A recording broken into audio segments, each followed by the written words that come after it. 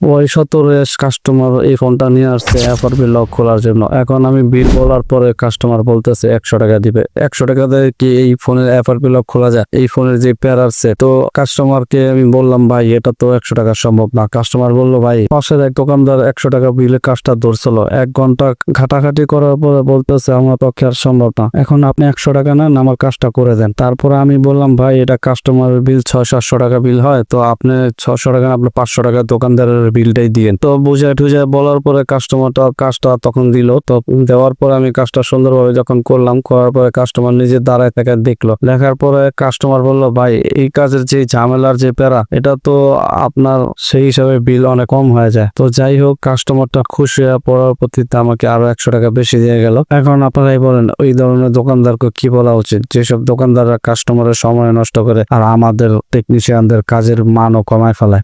তো তাদের উদ্দেশ্যে আমি একটা কথাই বলবো, আপনারা কাস্টমারের সময় ভাবে নষ্ট না করে, আপনারা কাজ সম্পর্কে ধারণা না থাকলে আপনারা এটা নিয়ে স্টাডি করুন, তারপর আপনারা কাজ ধরেন। শুধু শুধু কাস্টমারের সময় নষ্ট করবেন না আর টেকনিশিয়ানদের কাজের মান নষ্ট করবেন না। এমন ভাবে যদি কাজের মান নষ্ট করেন তাহলে আমাদেরকে একটা সময় থাল নিয়ে রাস্তায় যেয়ে বসতে হবে। তো যাই হোক, আপনারা যদি চান আমি এই চ্যানেলে নতুন নতুন কাজের আপডেট নিয়ে আসি, তাহলে আমার চ্যানেলটা সাবস্ক্রাইব করবেন, লাইক কমেন্ট শেয়ার করে আমার পাশে থাকবেন।